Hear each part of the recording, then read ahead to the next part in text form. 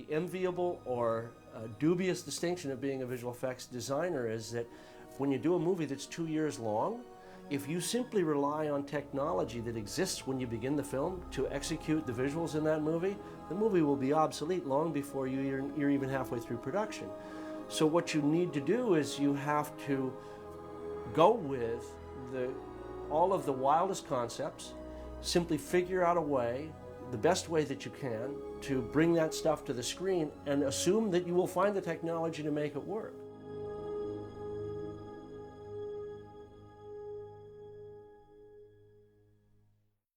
The difference between this movie, the second movie that we're working on, and the first movie is we went through this process of invention. We had to bring this superhero and this higher persona, we had to empower him. In other words, you had to feel as if you in the audience understood what it was like to be an individual who could swing from the top of a building, land on the sidewalk, and go over and punch out some guy who was lifting some poor old lady's handbag.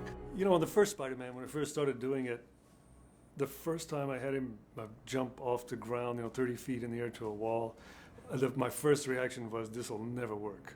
You have to go into a different world. You have to change your mindset to work with it. But it's hard to get there in the beginning because you're so attached to the physical world and how believable this character can be. And I've always said that we have to make that character incredible, but not unbelievable. Knees have to bend more, arms have to flex more, muscles become larger. You move in a different way, center of mass moves differently in order to make it believable that this guy jumped off this 100-foot tall building and landed on the ground and walked away.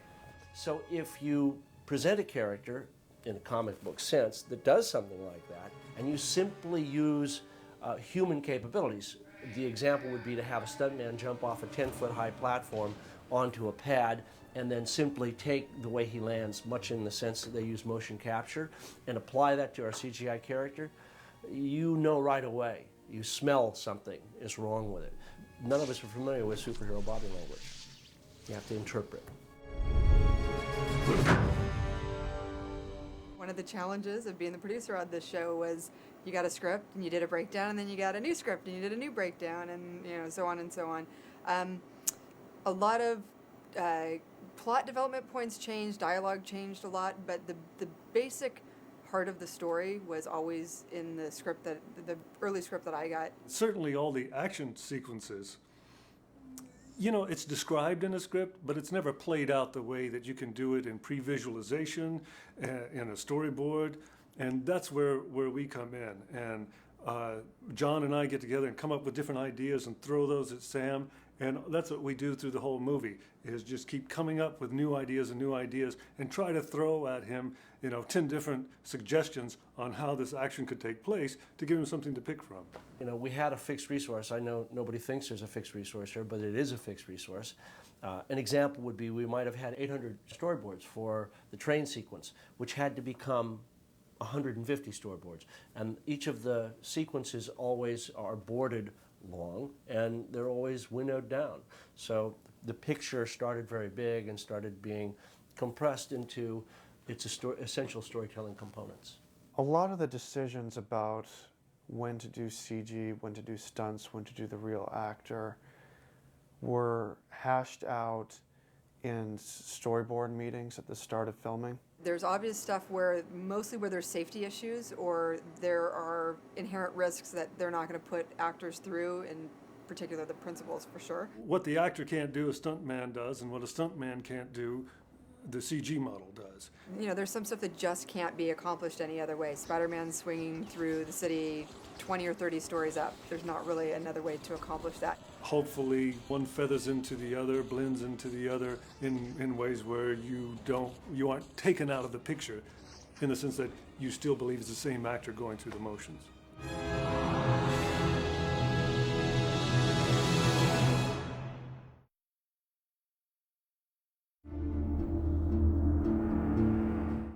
Approached this film, we had a new villain, a very good villain, I think a very challenging villain, and we also had to show our character in the flesh. In the first movie we had masks for both Spider-Man and for the Green Goblin. So their faces or flesh was covered throughout most of the film. We never had to create a CG character with CG flesh. Because we had to intercut a lot with either a stunt Doc Ock or the real Alfred Molina, our skin and flesh had to hold up to very, very close scrutiny. And it's something that's been very difficult in CG in the past, so we knew that was going to be our biggest challenge. The amount of light that's striking my face, it's being refracted by my skin, how much comes out the other side and why, is an enormous number of calculations. And there's ways to do that, but it would take months, literally, to render or to represent a single frame of my face with these lights in a computer-generated situation using purely the physics of it. So we, as always in the movies, cheat. Speed! We investigated some technology that was done primarily by the Institute of Creative Technology, which is a branch of USC. And we collaborated with them and went and used their device called a light stage, which is set up to capture what happens to skin when it's hit by different light sources. So there's a light in 275 positions or whatever it is. You actually photograph the skin doing what it does naturally. And what you have is the ability to combine that light from over there and that light from down there and that light from up there and that light from up there to make a light source that comes at me from that side. So what you end up with is a natural looking sense of flesh. What you do is you texture that, essentially project that onto a piece of geometry, which is my face. And I got that by being scanned.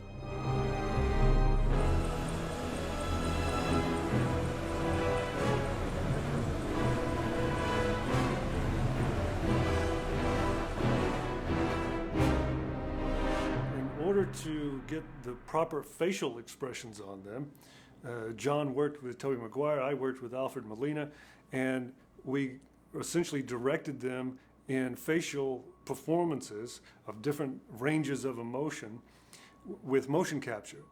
We measured every inch of their body. We cyber scanned every inch of them from head to toe. We did a lot of motion capture on their movements, facial expressions, how they open and close their eyes, how they smile, how they frown. Pretty much all of the range of emotions that we could get. We had them read lines from the script so we could capture performance of how they might say different lines of dialogue. Those expressions then became blend shapes. The blend shapes, the combination of a smile and a raised eyebrow, are brought together and texture mapped using the flesh that we did in the original photography, laid onto this geometry. And then an artist has to go back in and touch up the place where the eyebrow was lifted too much or one of the cheeks got a little too broad. But you get essentially all of the nuance, all of the subtlety by using components from the actor, and you get the performance by allowing the animators to put together the expressions with the proper timing. So that every time you see them in a fight sequence, if you stop and you go through slowly, you'll see all these different facial expressions on the characters. And it adds to the believability of that character as opposed to some generic scream, generic frown, generic pain, whatever. Certainly the shot that's probably has to be, the proof in the pudding is the one at the end when they're in the pier and Doc Ock pulls this whole fusion machine down, and this last time we see him, he's full screen. And he's all CG, intending it to look like a real actor. And he drifts away down into blackness, ultimately. And I don't know that we've ever scrutinized an image like that, CG, that close on the screen before. So this is a wireframe representation of our computer-generated Doc Ock. And what it is in the computer, a definition of what all the surfaces of the character are. And it's created through a number of different layers. And as we're evaluating the shot, we'll look at it in this form because it's a good form for us to see what's working and what isn't working, and where we have detail and where we need detail. And then we'll go to the stage where we look at it in a sort of diffuse view, which is a surface that has very simple shading and very simple lighting on it. and it lets us see details like where wrinkles are and where intersections are, where the cloth might go through his body and where it's working. Once we're satisfied that everything's working in that view, we'll go to a view that's called an ambient occlusion render, and that's what this render is, and it allows us to see lighting and where areas are that will have the light that's in the scene occluded and where it's blocked. And so it allows us to notice where shadowing will occur, and we actually use it in our final rendering and lighting of the character. It's something that's relatively new in computer graphics over the last 2 to 3 years. Here we have 4 different layers to our final composited shot of the actor. So what our artist John Manos has done when he's lit the shot is worked very much like a director of photography would on set, where he's put in special lights from different locations to highlight areas of the face that he wants to bring up or bring down. So in the top left-hand corner, he's got a light from the right that gives good definition to the face and nice shadowing on the left-hand side of his nose, and that's going to be one of the primary sources. On the upper right corner, it's a very, very flat base. It's used for where we need to bring in detail that's in the shadows so everything doesn't go completely clipped out black. The left-hand bottom side is another fill pass, and it fills in the left side of the face while still giving some shadowing definition. And then the bottom right-hand image is a rim light, and that's a very important light just to give definition of the hair and more dramatic sense to the lighting.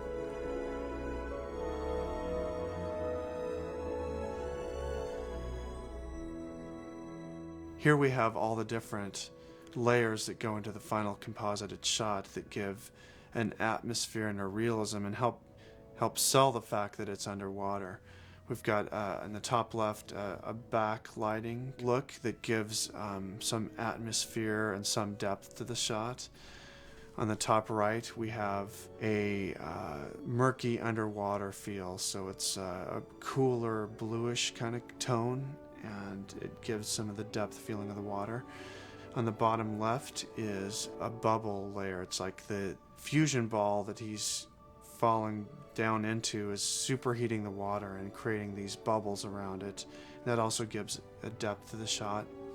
And the bottom right is a background layer that shows some shadowing from the source, the energy ball source, through the actual geometry that he's falling down into. And you put all the layers together and it helps sell the feel that we're underwater with many different layers and levels of depth. And of course our actor in the end, we get a very good look at his face, and it's the closest actually we see of his face in the whole movie without the glasses.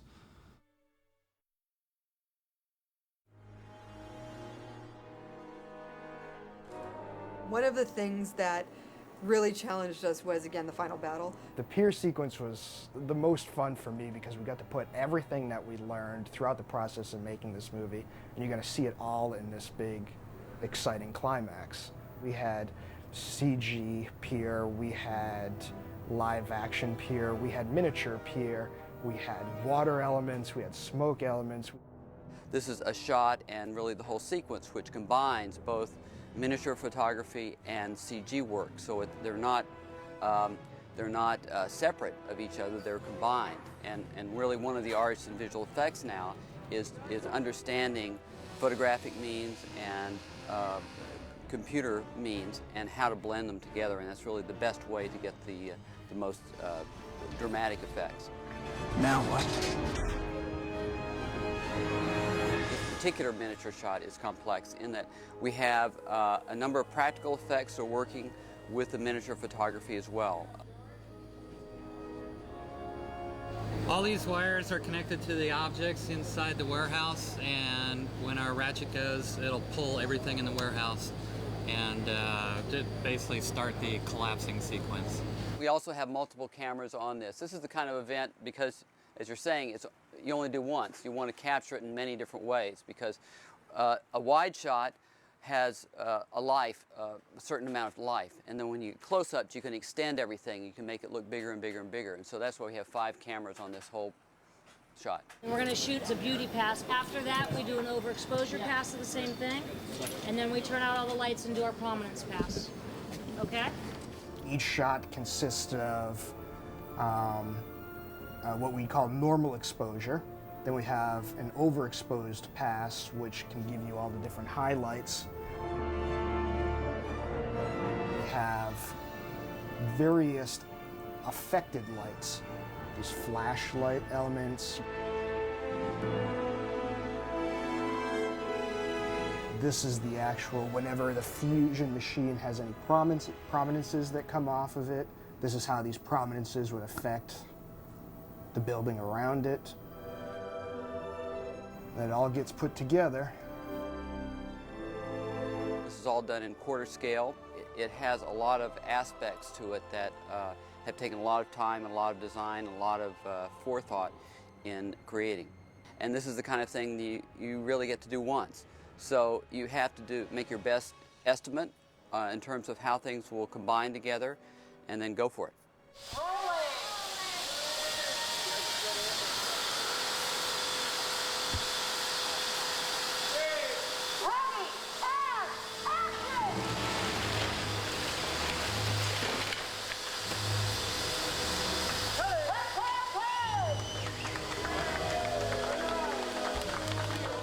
We had not planned on doing the amount of CG water and the type of CG water that ultimately went into the scene.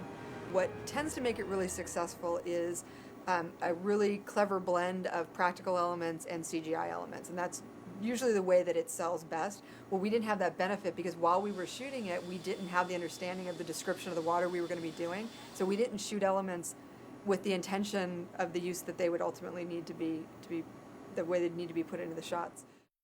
Creating our CG water was a pretty big deal for us because we hadn't planned from the start to do it. It's just when we got our miniature water that the scale wasn't working that well. One of our guys, Theo Vandernoot, came up with a whole system that allowed us to bring a lot more interaction with our fusion ball and more dynamics to the water to get what the director wanted.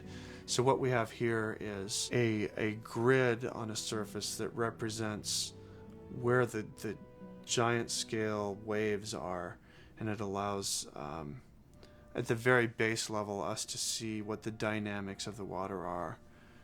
And this is a more refined version, and we can see when it sags down, that represents where the influence of our fusion ball is that's sinking into the water. So we kind of came up with the concept that it's pushing away the water from some magnetic force and creating this giant divot in the water. And as we progress in the shot, we start refining it with more and more detail so we can get more intricate definition of the surface. What we have here, we've taken a slice of the surface and started to define what its contours are. These lines represent vectors that define how the shape of the surface is represented in the computer. And the arrows help us determine where the slope of this surface is and how it's going to be used to generate the flow on top of the surface. So when we go back to our shot view, we can see there's a lot of different things around that are going to influence what the final look of the surface is. We put in images that we have from the set of the background pier that this whole scene takes place in, and they're mapped onto cards, and these cards are later going to define what the surface bounces off of, where the water has to intersect and bounce and interact with, and also lighting wise how it's going to light the water and how it's going to reflect into the water. So based on this background, our artists start to put in geometry that our simulation of the water will interact with. And what we have here is a different representation of the water that just shows us smaller, finer detail that define little wavelets on top of the giant scale water. And there's different types of that representation that we have here. There's some sharper lines that show waves such as might be generated by wind, and then the smaller scale detail is for just internal turbulence in the water. And here we're basically dividing up the surface of the water into some different components that are used in our CG water pipeline. We have to define areas that are going to be generating like fine mist off the water, and we have to define areas that are going to be doing different types of spray and different extra levels of detail, because basically to generate realism in water we need to have layers on layers of real kind of detail. It's not just a simple single surface. It's comprised of many different layers of spray, and water takes on different forms, from the smallest droplets to giant expanses of large scale waves. And all of these are trying to be incorporated into this model.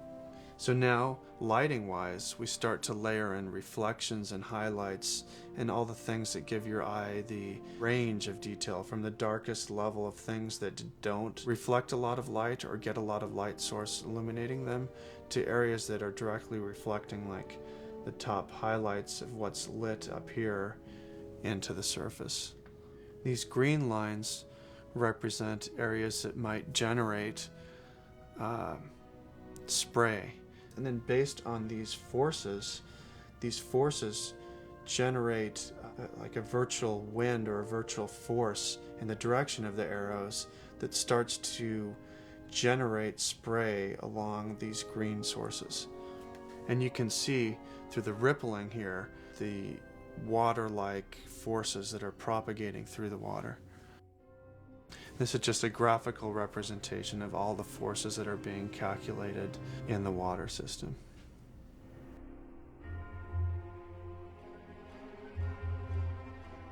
The other thing that makes this system much more complex is we have to have the water surface interacting with everything that falls into it, which in computer graphics is usually pretty difficult.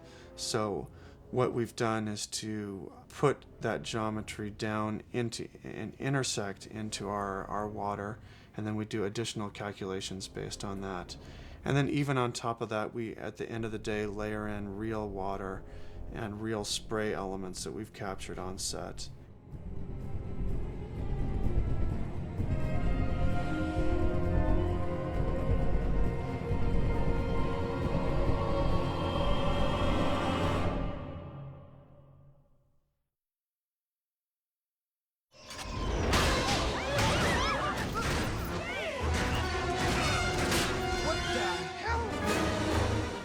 The train sequence was probably the most daunting because it was the most fleshed out in the script, and it was easy to see and to be able to read between the lines early on that there was going to be a lot of CGI work involved. I think we worked on the train sequence certainly from day one, till the very end of the film. So across that whole 2 years, we worked on the train sequence. It became clear early on in the design of the train sequence we were going to need a lot more than just plates from New York with trains added. We decided the quantity of work dictated that we should probably shoot some real trains somewhere.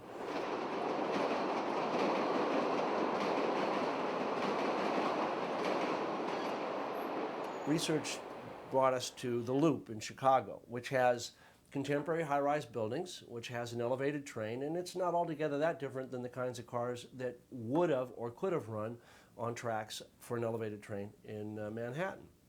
We got on board really early just trying to plan the logistics of that and trying to determine how one might take Chicago footage, blend it with New York footage, blend it with CGI buildings and atmosphere and street elements and that sort of thing to put together a scene that played as if it was shot in New York. We put 16 cameras on a railroad car, and that was our train. We drove it around the Loop. There were other trains on the Loop. We had our own conductor and everything, and we drove this elevated train bristling cameras around and around and around. Those plates became backgrounds for running shots, where there's images outside the windows, images across the top of the car where the camera has limited motion. We did a spider cam shot using a real Chicago train, a real stretch of Chicago street, where the camera starts out close on the characters and pulls back to reveal the train pulling away. We shot vistas or arrays, meaning we do tiles. We'd shoot 180-degree field of view with action, people and cars and all of that, and then we could seam those things together and make camera moves after the fact. Here's an example of a pan and tile Chicago plate. Here's the pan and tile all put together, and that consists of 3 different cameras, 3 different 65mm cameras that were shot off of the L in Chicago. Camera 1, camera 2, camera 3. Stitch that all together. Add in your CG elements. And there you go. This has CG Train, CG Spidey, CG Doc Ock, live action background integrated with CG background. In the far distance is all CG background. In the foreground, it's a live action building element. Sometimes it's a completely CG shot, but wherever you can, you use a real train, that was set on rockers and different things that the mechanical effects guys would put together to make the train shake like a real train. There's lots of stuff in the train sequence where there's combinations of CGI characters with live action train. Some cases there's live action characters shot blue screen on top of CGI train with a live background or a CGI background. So it's like a giant mix and match. Certainly when they're fighting on the side of the train, that was difficult in the sense of trying to have laws of physics of gravity apply to them. Even if their feet can stick, they're going to be affected by gravity. And this shot definitely involved a lot of trying to get the exact right feel of how gravity would affect that. The right strength and look in the tentacles and everything else is, it's a big job. It's a big job. It was one of the more difficult sequences. At the start of the train sequence, we sent a team of people to Chicago to get a bunch of plates that were used as backgrounds for a lot of the sequence, but many shots didn't have those backgrounds. So what we had to do was make our own.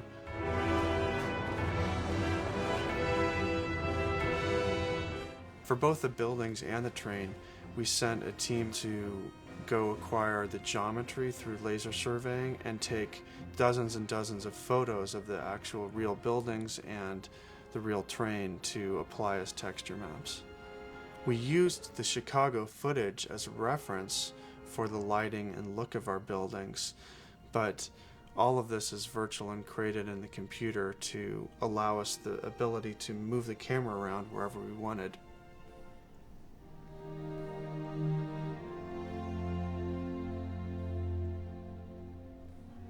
So what we have here is a wireframe representation in the computer of what this corridor of buildings might be. And this is what that corridor of buildings looks like when we apply our lighting and textures to it. In this shot, we couldn't use the footage in Chicago, so we had to create something in the computer that matched it. And then once you know that all the geometry integrity is good, then the lighters would actually really place lights in the scene and bring the whole scene together.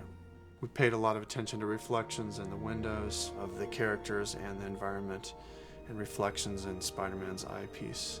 When we're working, we plan to do CG versions of the environments and CG versions of the characters, so some of it we know ahead of time while we're shooting that there's no way to get it, and we'll have to do it virtually later, but sometimes it'll just come up later, and because we're prepared to do it, we just work with surrounding real shots and marry our virtual footage and sandwich it in between the real shots. Typically, the type of shots we're doing, just because of the camera move or different factors, needs to be completely computer generated. Even our virtual actors, though, are created very, very much from the real actors in terms of all the nuances. We definitely still really need the actors, it's just we can get away with using them in a different form later. I think what the new CG methodology and the limits of CG today, what they allow the director and specifically they allowed Sam to do, because he likes to work this way, is to really sculpt and craft his movie after all the principal photography is done in so-called post. We have a system set up here that we set up on the first Spider-Man. It was the first time it was set up, and we've pretty much perfected it for Spider-Man 2. It's a fiber channel, real-time connection between the visual effects department and production editorial, which is over a mile away. So we can share media, ideas, real time. Basically gives Kevin the ability to work here on his Avid live. He can cut sequences in live, he can update material. When the editor has finished a scene or recut something, he basically has spontaneous access to it. I mean, he can pull something up and see it. Because the project is so fluid and it changes constantly, we have to have a very quick way of getting iterations of effects and ideas back and forth. We can very quickly make those changes, send it over to editorial, real time. They can see it and give us comments back. It just makes the process flow a lot smoother.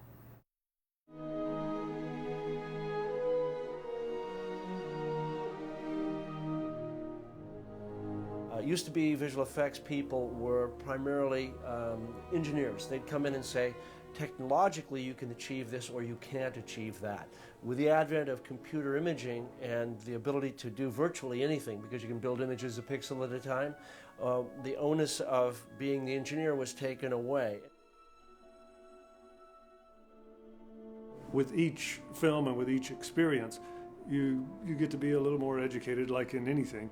So hopefully, you know, the third one's going to be have things that are unique and more special than the second one. You know, anything to try to just outdo what we did. Sam really likes things freeform, and he likes to make choices on things based on all the information around him, and a lot of information shows up sometimes the day of. And so what I've learned from working with him both on the first movie and on this movie is you've got to be able to respond to everything. What you really have to do is pick out those moments where you can craft something. By standing with one foot in technology and one foot in the creative storytelling side of things, it's given me an opportunity to become more involved in the storytelling, the filmmaking aspect of making movies. What I learned was that's where I want to focus, on creating those moments.